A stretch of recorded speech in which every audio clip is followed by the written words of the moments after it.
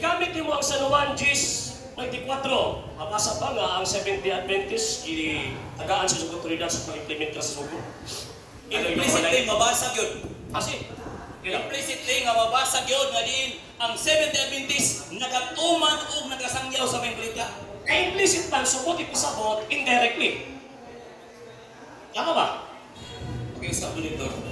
So, Pardon. so, implicitly, o pasabot indirectly.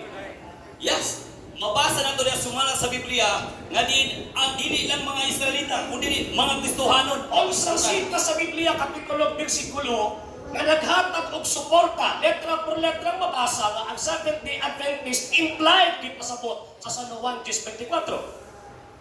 Okay, implicitly. Alay, Basahon na? Basahon.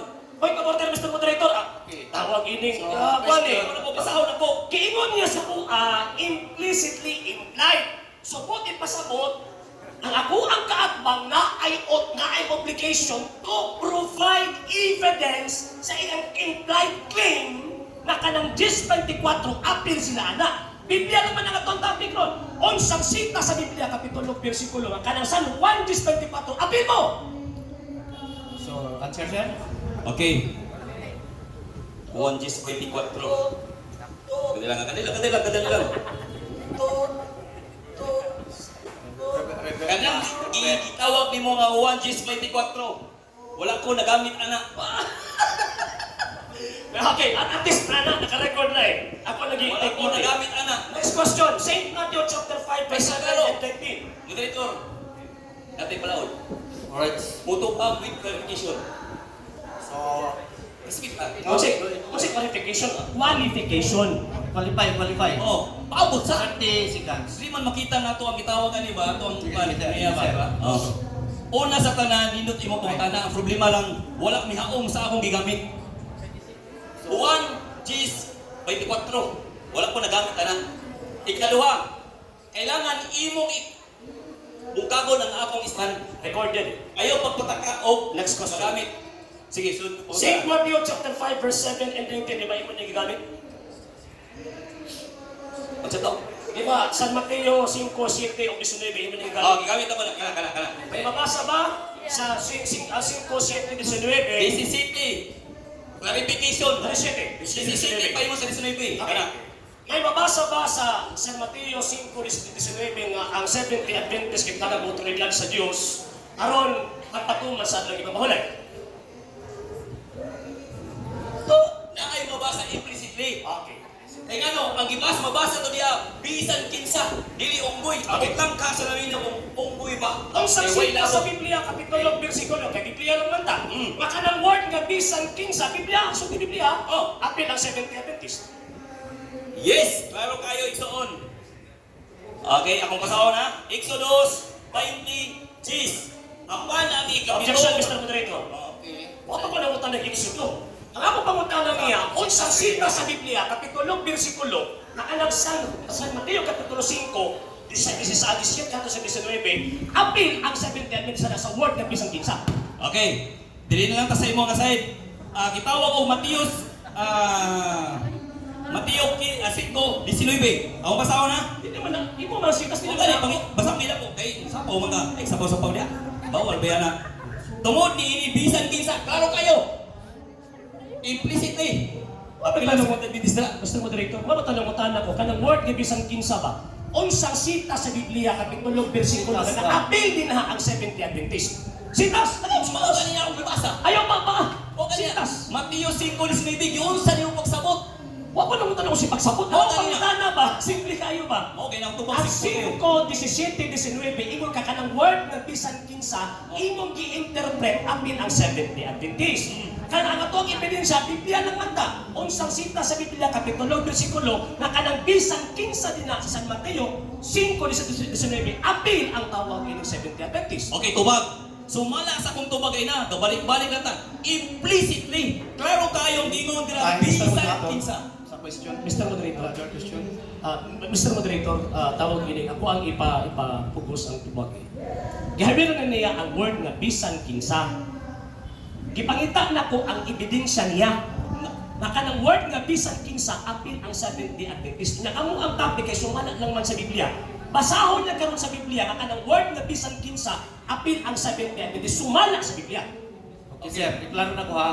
Ang question, tungod kay gigamit nimo ang word or phrase nga bisan kinsa, mao na karon ay pangutana pangayoon sa imo asa diya sa Biblia. Okay. Tubag. Sumala sa ang gisulti kay na diya sa Mateo 5:19 bisan kinsa. Implicitly nga diin ang Seventh-day Adventist appeal nga doon ay authorize. Mr. Moderator, Okay. ako ang Ano naman kayo na, Moderator? i-pursue, Mr. Moderator. Okay, okay. Ako ang tawag in-question. So, clarification, ako Sige, sir. Ang sa kuha ba? Given na nga, gigamit niya ang word nga bisan kinsa. Gigamit niya ba ang word na bisan kinsa? Gi-interpret niya, appeal din ha ang Seventh-day Adventist. Objection mo dito. Okay ko sa iya ha. Okay ko sa iya. Magkano sa mga references? Objection mo pa naman.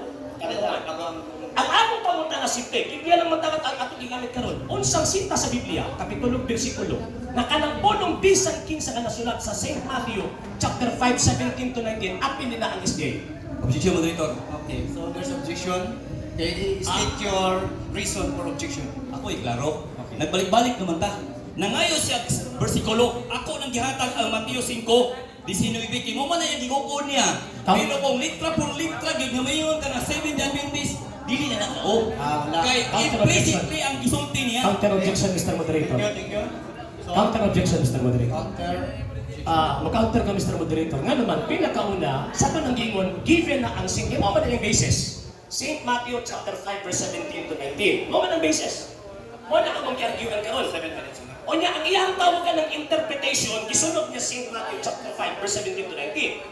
Kay pangitaan na kag ebidensya nga mosuporta sa imong claim nga apil ang Seventh-day Adventist sa word nga bisan kinsa.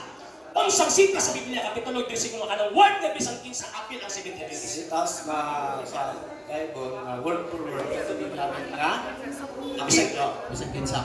Apil ang Seventh-day Adventist. Notification ko moderator.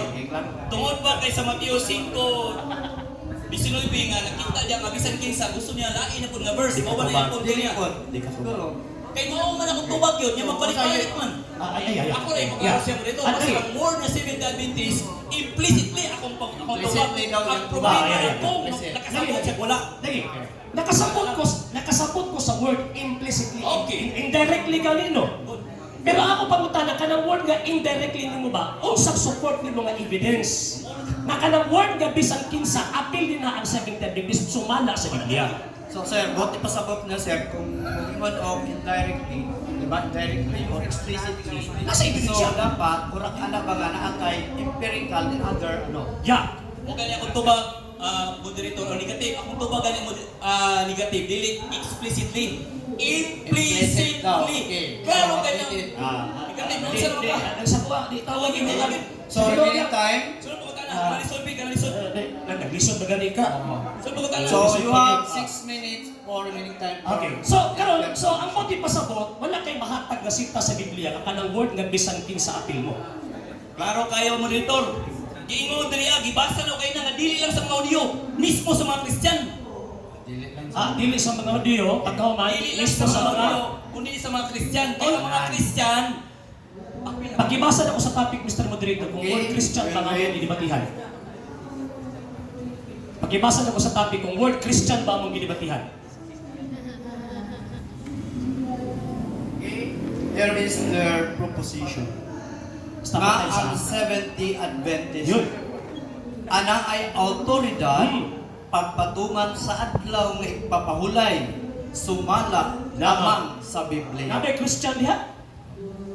Ay, akong tagahay, tawag argumento nga was topic. Ay, akong tagahay, argumento nga was topic. Sa hindi pa po nakapag-follow sa mga pages po natin, i-follow nyo po yung mga pages po natin, RJ Horolanciano II, The TV Apolia Punto Argumento page, Kuya Apologies TV page, and RJ's Vlog 2022.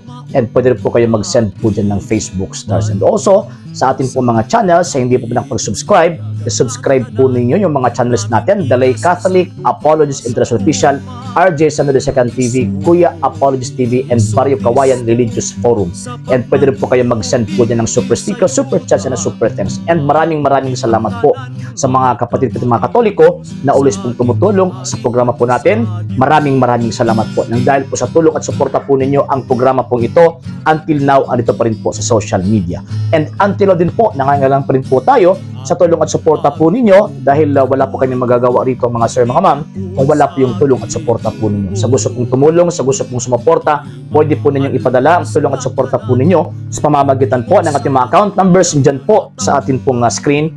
And pwede nyo po kaming i-message sa ating pong page kung via remittance po yung papadala po ninyo. Maraming salamat po in advance.